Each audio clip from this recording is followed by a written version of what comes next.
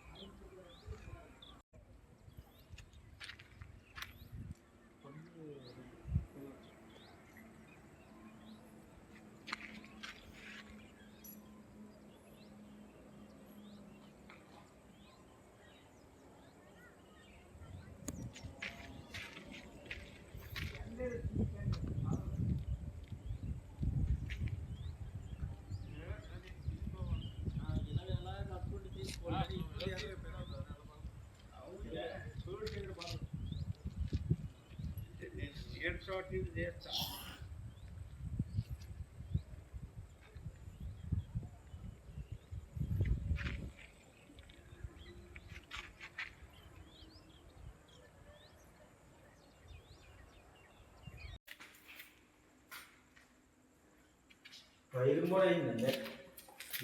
Wiring కూడా చేసింది.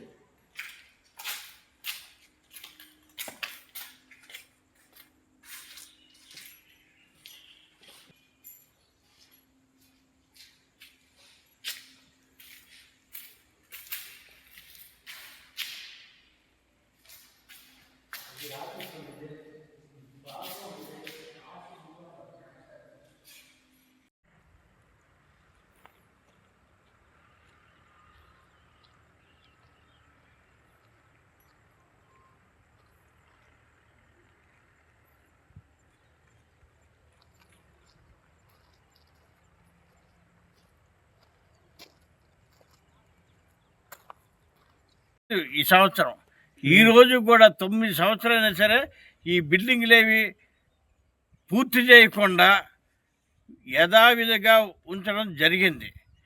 ఈయనతో పాటు టెండర్స్ వేసి వచ్చినటువంటి ఓజిలి ఈ బిల్డింగ్ల కోసం 12 కోట్ల రూపాయల నిధులు మంజూరు చేస్తే కాంట్రాక్టర్ కృష్ణరాజు గారు ఈ బిల్డింగ్లన్నీ కన్స్ట్రక్ట్ చేయడం ప్రారంభించి 2015 నుంచి ఈ రోజుకి బిల్డింగ్లు ఏవి పూర్తి స్థాయిలో పూర్తి చేయలేదు. ఈ బిల్డింగ్లు ఉండండి వీళ్ళకి 60,000 SFTలు స్క్వేర్ ఫీట్స్ కట్టవలసి ఉంది. దానిలోనే 60,000 స్క్వేర్ ఫీట్స్లో డ్రైన్స్, తర్వాత ప్రహరీ గోడ, తర్వాత భవనాలు, తర్వాత ఏమో సెప్టిక్ ట్యాంక్స్, తర్వాత ఏమో సెప్టిక్ ట్యాంక్తో పాటు ప్రహరీ గోడ కూడా కట్టవలసి ఉంది. సీసీ రోడ్లు చేయవలసి ఉంది.